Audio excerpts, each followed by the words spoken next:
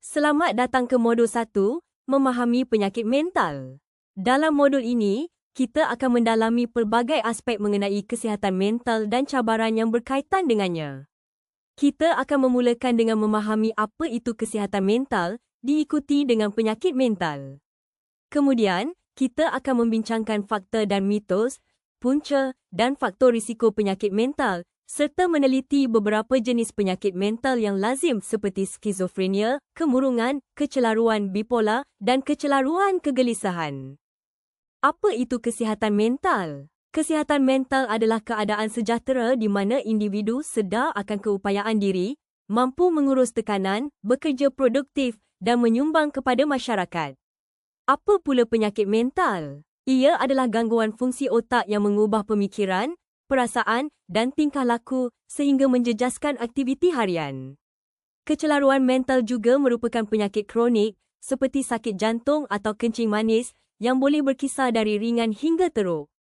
Beberapa penyakit mental yang lazim termasuk kecelaruan kegelisahan, kecelaruan bipolar, kemurungan, skizofrenia dan kecelaruan obsesif kompulsif atau OCD. Mari kita bezakan antara fakta dan mitos mengenai penyakit mental. Mitos pertama, penyakit mental adalah akibat dosa atau buatan orang. Faktanya, tidak sama sekali. Ia adalah penyakit perubatan seperti sakit jantung. Mitos kedua, individu dengan penyakit mental tidak boleh pulih. Faktanya, dengan rawatan, mereka boleh pulih. Mitos ketiga, rawatan penyakit mental mempunyai kesan sampingan yang teruk. Faktanya, ubat-ubatan moden mempunyai kesan sampingan yang lebih ringan dan faedahnya melebihi risikonya. Mitos keempat, mengambil ubat akan menyebabkan kebergantungan. Faktanya, sesetengah memerlukan rawatan jangka panjang, tetapi ini tidak bermakna kebergantungan. Mitos kelima, penyakit mental tanda lemah iman. Faktanya, penyakit mental adalah sejenis penyakit perubatan, sama seperti penyakit jantung atau kencing manis. Mitos yang terakhir, rawatan perubatan atau psikiatri adalah jalan terakhir untuk merawat penyakit mental. Faktanya, pengesanan dan rawatan awal adalah kunci kepada pemulihan yang lebih baik dan cepat. Apakah punca penyakit mental? Punca utamanya adalah kerosakan fungsi otak.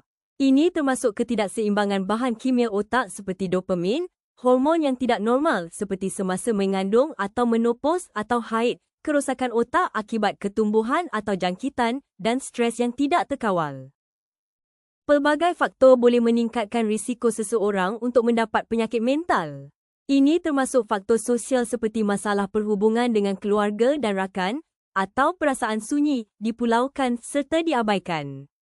Faktor persekitaran seperti tempat tinggal atau bekerja yang tidak kondusif dan bencana alam seperti wabak. Terdapat juga faktor lain seperti genetik, pengalaman didera, personaliti atau kepribadian, penyakit perubatan kronik seperti kencing manis, kanser, tekanan perasaan yang tinggi, stres, gaya hidup dan penyalahgunaan dadah. Apa itu skizofrenia? Ia adalah penyakit mental yang serius, kronik dan berulang. Ia menyebabkan gangguan fikiran, emosi dan tingkah laku seperti halusinasi, delusi serta pertuturan yang tidak normal sehingga menjejaskan fungsi harian, pekerjaan dan interaksi sosial. Fakta mengenai skizofrenia, 1 dalam 300 orang di seluruh dunia menghidapinya. Biasanya bermula pada lewat remaja, lebih awal di kalangan lelaki. Penyalahgunaan dadah juga boleh mencetuskan gejala seperti skizofrenia. Skizofrenia boleh dirawat, tetapi berisiko untuk berulang jika rawatan tidak diteruskan. Gejala skizofrenia termasuk delusi, iaitu kepercayaan palsu yang teguh yang tidak boleh dicabar meskipun ada bukti bertentangan. Contohnya, ada orang nak bunuh saya. Halusinasi pula adalah salah tanggapan panca indera terhadap rangsangan yang tidak wujud, seperti dengar bisikan atau suara. Dari segi emosi, pesakit mungkin tidak bermotivasi dan suka meluahkan emosi, reaksi muka yang tidak wajar, meragui diri sendiri. Tingkah laku mereka boleh menjadi merayau-rayau atau bercakap dan ketawa sendiri, mengabaikan penjagaan diri. Pemikiran pula tidak teratur diluahkan dalam percakapan tidak dapat difahami, manakala secara fizikal, mereka mungkin menunjukkan postur tubuh yang pelik, kaku atau katatonik. Gejala ini perlu berlaku sekurang-kurangnya sebulan untuk diagnosis skizofrenia. Apa itu kemurungan? Kemurungan adalah penyakit mental yang biasa berlaku, dicirikan oleh perasaan sedih berpanjangan melebihi 2 minggu sehingga menjejaskan fungsi harian, pekerjaan dan interaksi sosial. Fakta mengenai kemurungan, 2.3% orang dewasa di Malaysia berumur 16 tahun ke atas mengalaminya. Wanita lebih kerap mengalami kemurungan berbanding lelaki. 80 hingga 90% pesakit menunjukkan respon yang baik terhadap rawatan. Namun, risiko bunuh diri di kalangan pesakit kemurungan adalah tinggi, hampir 20% jika tidak dirawat. Seseorang mungkin mengalami kemurungan jika gejala berikut berterusan melebihi 2 minggu, menjejaskan fungsi harian, akademik, pekerjaan atau sosial.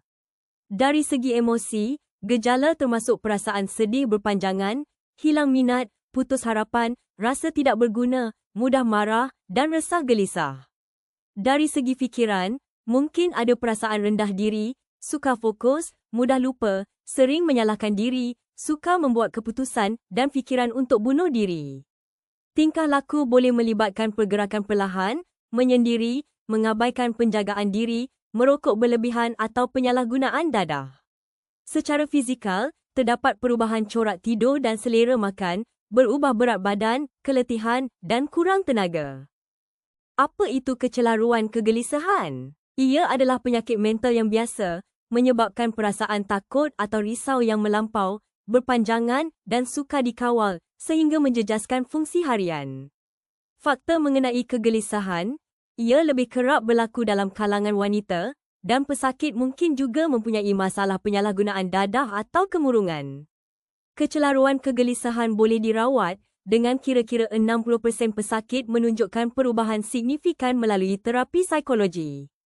Contohnya termasuk kecelaruan panik, kecelaruan umum, kecelaruan sosial, fobia dan lain-lain. Terdapat beberapa jenis kecelaruan kegelisahan. Kecelaruan panik melibatkan serangan panik berulang dan ketakutan akan serangan seterusnya. Kecelaruan umum dicirikan oleh kebimbangan berlebihan mengenai semua aspek kehidupan. Kecelaruan sosial adalah ketakutan berlebihan terhadap situasi sosial, takut memalukan diri, dikritik atau dinilai. Manakala fobia spesifik adalah ketakutan melampau terhadap objek atau situasi tertentu, seperti labah-labah atau tempat tinggi. Secara umumnya, semua jenis kecelaruan kegelisahan boleh menunjukkan gejala berikut, walaupun pencetusnya berbeza. Dari segi emosi, ini termasuk cemas, gelisah, takut mati atau takut hilang kawalan. Dari segi fikiran, sukar fokus, sukar membuat keputusan dan terlalu memikirkan masalah. Tingkah laku pula mungkin melibatkan ketidakupayaan untuk duduk diam, merokok berlebihan atau penyalahgunaan dadah.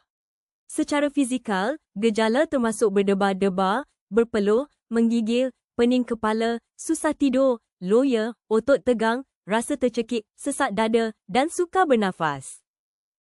Perbezaan antara kecelaruan panik dan kecelaruan umum. Kecelaruan panik biasanya bermula pada usia dewasa awal, dicirikan oleh serangan panik berulang yang tiba-tiba dan pesakit bimbang akan serangan seterusnya. Mereka cuba mengelak situasi yang boleh mencetuskan panik atau cuba mengubah tingkah laku untuk mengelak serangan panik terjadi.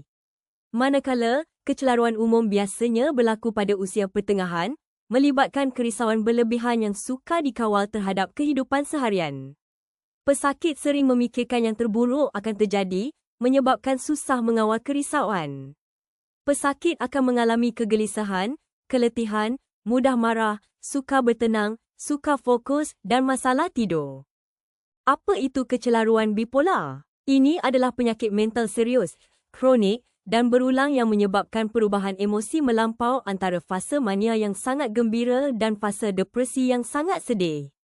Fakta mengenai bipolar, kira-kira 0.3 hingga 1.2% pesakit bipolar di seluruh dunia. Wanita lebih kerap mengalami gejala ini. Ia biasanya dikesan pada usia 18 hingga 20 tahun. Penyakit ini boleh dirawat, tetapi berisiko untuk berulang jika rawatan tidak diteruskan. Gejala kecelaruan bipolar berbeza mengikut fasa mania atau depresi. Dalam fasa mania, Emosi pesakit terlalu gembira dan mudah marah. Fikiran mereka mudah terganggu, fikiran terlalu banyak dan pantas, dan mereka percaya diri istimewa atau luar biasa. Tingkah laku menjadi terlalu aktif, tenaga berlebihan, terburu-buru, bercakap banyak lebih dari biasa, dan terlibat dalam aktiviti berisiko tinggi.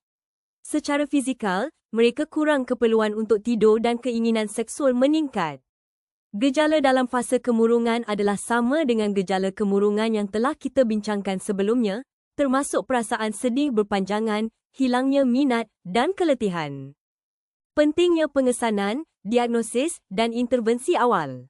Rawatan awal oleh profesional dapat meningkatkan potensi pemulihan yang lebih baik dan cepat. Sebaliknya, rawatan yang lambat atau tidak tepat boleh memburukkan keadaan. Belajar mengenal pasti gejala awal dan mengambil tindakan pantas dapat mengurangkan keterukan penyakit. Oleh itu, sila dapatkan rawatan awal sekiranya anda atau ahli keluarga mengalami perubahan emosi, tingkah laku atau gejala seperti yang telah disebutkan.